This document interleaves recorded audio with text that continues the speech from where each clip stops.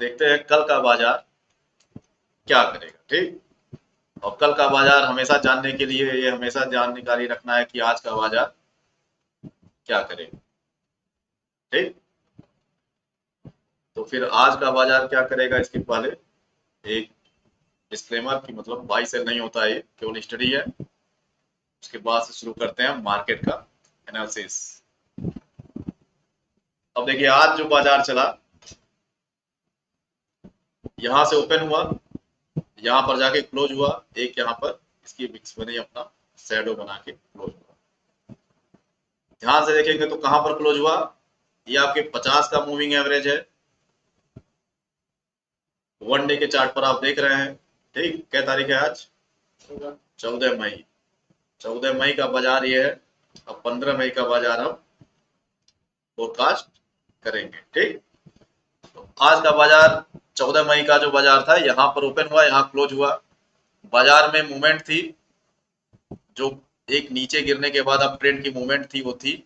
ये पहले बताए थे जब बाजार सारे मूविंग एवरेज को तोड़ देता है तो अपने पास की मूविंग एवरेज की तरफ जाता है। 3 दिन से बाजार लगातार वही कर रहा है। तो मूवमेंट साफ थी, जो लोग जानते होंगे वो लोग पैसा बनाए होंगे। अब इस बाजार में एक चीज ये देखना है कि अब बाजार अपने एकदम सही उस पे है। एक तो 50 की मूविंग एवरेज पर है, वहीं पर 7 की मूविंग एवरेज कट हो रही है, तो बाजार ऐसे घूम सकता है इसी को लेकर। ठीक। वन डे के चार्ट पर तो बाजार के पास एक अपना 22,321 का एक रेसिस्टेंस भी है। ये जो 20 की मूविंग एवरेज है बोलिंजर बैंड की, ये क्या है? रेसिस्टेंस है। ठीक। और जब बाजार आप देखेंगे कि और यहाँ पर बाजार क्या कर रहा है, 22,223 पर सपोर्ट ले रहा है। यहाँ पर एक सपोर्ट ले रहा है। कैसे पता चलेगा सपोर्ट ले रहा है? जब आप इसको उठा के कर देंगे 15 मिनट के चार्ट पर। जब आप इसको 15 मिनट के चार्ट पर लेके आएंगे तो देखिए, जब आपका आज का बाजार खुला, कहाँ खुला आज का बाजार? 9:30 पे यहाँ पे खुला आज का बाजार। यहाँ से सीधा बढ़ते हुए गया। तो आप देखेंगे कि जो हम कह रहे थे, जो 22,223 का जो एक सपोर्ट है जहां पर आज मार्केट है, वहीं पर देखेंगे आप 200 मूविंग एवरेज की उसी के आसपास एक लाइन है, 200 मूविंग एवरेज। तो ये क्या है? इसके ऊपर क्लोज हुआ है चूंकि मार्केट ग्रीन कैंडल के साथ। तो यहाँ पर क्या है, ये एक बहुत बड़ा मार्केट यहाँ पर सपोर्ट जोन पर है। तो यहां से हम मानेंगे कि बाजार में मूवमेंट क्या होगी, अप ट्रेंड की होगी। अगर कल मार्केट अपने 7 MA के ऊपर जाता है तो हमें एक अप ट्रेंड के लिए दांव लगाएंगे और हमारा स्टॉप लॉस यही जो होगा 22,223 की जो क्लोजिंग है, यही हमारा क्या होगा, 22,223 एसएल होगा। और ये मूवमेंट हम कब पाएंगे? 22,240 के बाद। ये जो 7 MA की मूवमेंट है जो ऐसे थोड़ा सा होगी, इसी के ऊपर हम एक मूवमेंट पाएंगे। इस साइड में सी साइड। अब बाजार में आपको 2-3 चीज ध्यान रखनी है कि क्योंकि मार्केट अनिश्चित है और मार्केट में 2-3 चीजें होती है। एक, कभी कभी मार्केट में होती है, कौन सी ओपनिंग होती है? Gap down opening. अगर मार्केट यहां कहीं खुलता है 22,150 नीचे की ओर खुलता है, तब हमको ध्यान रखना, हमको तब भी इस मूवमेंट का इंतजार करना है कि ये 220, ये जो 20 की लाइन है, ये कब 200 की मूविंग एवरेज में जाएगी और इसके ऊपर कब कैंडल बनना शुरू करेगी, तभी हम सी की ट्रेड लेंगे। उसके पहले सी की ट्रेड नहीं करेंगे। दूसरा, अगर जो मार्केट यहाँ पर कहीं खुलता है 22,000 थोड़ा सा नीचे गैप डाउन लेकर खुलता है, तो हो सकता है ये 50 को टेस्ट करके ऊपर जाए, ये पिछला 50 टेस्ट करके ऊपर जाए। तो अगर जो 50 के पास पास मार्केट आएगा, यहाँ 50 के पास मतलब 22,139, या ये कह लें कि 22,100 के आसपास जब मार्केट आएगा और फिर जब रिटर्न होने लगेगा, तब भी हम यहाँ पर एक सी की ट्रेड बनाएंगे। जब इतना नीचे आ जाएगा, सी की ट्रेड बनाएंगे ऊपर की तरफ। ठीक। किसने किसके लिए, फिर यही 22,223 के लिए, मतलब 100 पॉइंट की ट्रेड हमको यहां से भी मिलेगी। चाहिए किस कंडीशन में होगा, जब गैप डाउन होगा और मार्केट अपने कहां पर आएगा, 50 के मूविंग एवरेज के सपोर्ट को लेगा। 22,100, 22,139 से दो ऐसे स्पॉट्स होंगे जहां पर हमको देखना है कि मार्केट यहां से क्या मूवमेंट ले रहा। इतना समझ में आया, ये समझ में आ रहा है। चूंकि पी की साइड हम कोई भी ट्रेड नहीं लेंगे कल, भले कि मार्केट गिरने लगे। ऐसा क्यों है, क्योंकि 50 की मूविंग एवरेज तोड़ने के बाद मार्केट के पास आसपास कोई सपोर्ट नहीं है, तो हमको पता नहीं कि पी की साइड ट्रेड कितनी लंबी जाएगी।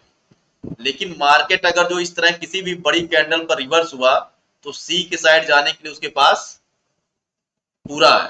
तो आपका स्टॉप लॉस कितना बड़ा होगा सी पी की साइड की ट्रेड लेते वक्त, ये आपको नहीं कंफर्म हो पाएगा। और अचानक से इस तरह की एक मारूबुजो कैंडल बन सकती है, कोई इनगल्फिंग बन के बाजार ऊपर आ सकता है, कोई भी ठीक, क्योंकि सारे मूविंग एवरेज इस वक्त संकेत दे रहे हैं जो यहाँ पर है। ठीक, और यहाँ से बाजार टूटता है तो 50 पर आके सपोर्ट लेगा। ये आपको हमेशा पढ़ाया गया कि मूविंग एवरेज थ्योरी में कि मूविंग एवरेज क्लस्टर हमेशा काम करते हैं, और वहां पर थोड़ा बहुत सपोर्ट एक बार आता है मूवमेंट का। ये आपको यहाँ से ही दिख रहा है कि नहीं दिख रहा है। जब सारे मूविंग एवरेज टूटे तो फिर अपने मूविंग एवरेज तक बाजार पहुंचा, फिर वहां से थोड़ा नीचे आया, फिर उसी मूविंग एवरेज को फॉलो करते हुए अपने सबसे बड़े मूविंग एवरेज पर गया। तीसरा एक गोल्डन जोन बन रहा है, जो हम हमेशा बताते हैं कि ट्रेडिंग में ध्यान रखिएगा, एक गोल्डन जोन कि जब सारे मूविंग एवरेज अपने किसी बड़े मूविंग एवरेज के पास जाके मिल रहे हैं, तो हो सकता है एक दो दिन बाजार यहाँ पर रहे तो एक गोल्डन मूविंग एवरेज बनेगा जहां से बाजार एक बार भी बुल रन लेगा। हो सकता है एक दो दिन बाद बने, क्योंकि कल थोड़ा सा बाजार में हलचल हो सकती है। ठीक, हाँ हो सकता है कल बाजार में हलचल हो, लेकिन एक गोल्डन जोन हमेशा क्या बताए थे, एक गोल्डन जोन हम बताते हैं ना, ऊपर से नीचे या नीचे से ऊपर, ध्यान दीजिएगा इसको एकदम। एक गोल्डन जोन बताते हैं जो ऊपर से नीचे, नीचे से ऊपर, जब सारे मूविंग एवरेज या एक दो तीन मूविंग एवरेज एक जगह कट कर रहे हो तो क्या बनता है, एक गोल्डन जोन बनता है जहां से ट्रेंड रिवर्सल होता है। और ये अभी अप ट्रेंड में चल रहा है, मार्केट नीचे से ऊपर जा रहा है, क्योंकि सेंटीमेंट धीरे धीरे बदल रहे हैं मार्केट के। जितना गिरना था एक अच्छी गिरावट पे है। और क्या है, अपने वन डे पर जब आप वन डे का चार्ट मार्केट में लगा देंगे,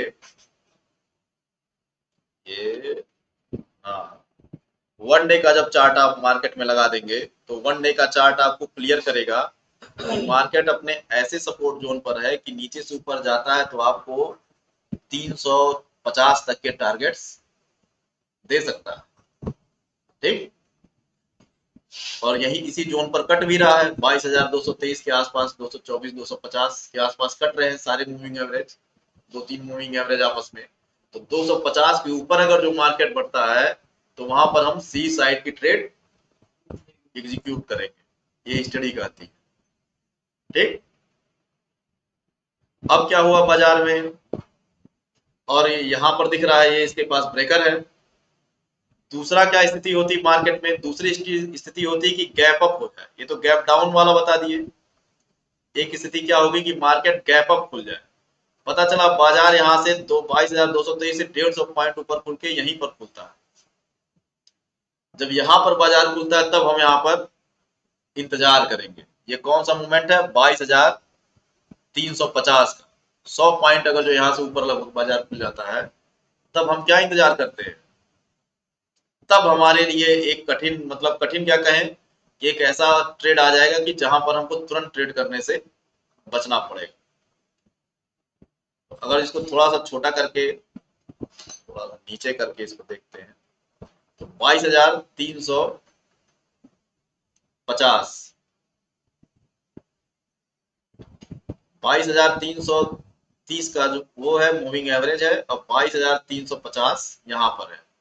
अब 22,330 आपको मिलेगा, हाँ यही कहीं मिल जाएगा, 22,330 यहाँ कहीं मार्केट खुल जाता है तो 22,350 उसका एक क्या बन जाएगा, रेसिस्टेंस बन जाएगा गैप अप में। अक्सर बाजार अपने गैप को, चूंकि जब 22,350 आप अचानक देखेंगे जो कैंडल यहाँ कहीं खुलती है तो ये बोलिंजर बैंड के बाहर भी हो जाएगी, तो बोलिंजर बैंड के अंदर आने की कोशिश कर सकती है और ये गैप फिल करने की कोशिश करेगी और आपका 7 MA ऐसे उठ जाएगा। ठीक, तो ये गैप फिल होगी 7 MA को टच करते हुए, फिर मार्केट ऊपर की तरफ जाएगा। हाँ, तो यहाँ पर बोलिंजर बैंड के ऊपर जाएगा तो सी साइड ट्रेड तुरंत नहीं लेंगे, क्योंकि सी साइड ट्रेड लेने में खतरा हो सकता है, क्योंकि तब हम देखेंगे कि 22,350 को मार्केट एकदम क्लियर तरीके से किसी भी ग्रीन कैंडल से तोड़ रहा है या नहीं तोड़ रहा है। अगर नहीं तोड़ रहा है, बोलिंजर बैंड की स्थिति क्या हो रही है वहां पर, ये देखने के बाद ही हम कोई ट्रेड कर लेंगे। उस समय गैप अप की स्थिति में सी साइड ट्रेड से हमको बचना पड़ेगा, खासकर तब जब आपका 15 मिनट के चार्ट पर बोलिंजर बैंड के बाहर हो जाए ट्रेड, ये स्टिक आपकी कैंडल स्टिक बाहर हो जाएगी और गैप वहां से अगर जो एक कैंडल बनती है तो बोलिंजर बैंड के अंदर 7 MA तक हम बी साइड की ट्रेड एग्जीक्यूट कर सकते हैं। छोटी ट्रेड मिलेगी 12 से 15 पॉइंट की, लेकिन मिलेगी। हो सकता है 20-25 पॉइंट की मिले, लेकिन 12-15 पॉइंट भी मिल जाएगा तो हमको निकल लेना है, क्योंकि यहाँ पर क्या है, ऐसे समय में ट्रेड साफ नहीं होती है, क्लियर नहीं होती कि सी साइड चल रहा है, पी साइड चल रहा है, तो एक छोटी पी साइड की ट्रेड काट के निकल लेना। ठीक, हमारा काम हो जाएगा, हमारा 2000-3000 बन जाएगा। अगर जो 15-16 पॉइंट मार देंगे तो बन जाएगा, नहीं बन जाएगा? तो फिर और उसके बाद अगर जो 22,330 रिटर्न करेगा तो 22,350 ही हमारा क्या होगा, स्टॉप लॉस भी ले लेंगे जब पी साइड की ट्रेड करेंगे।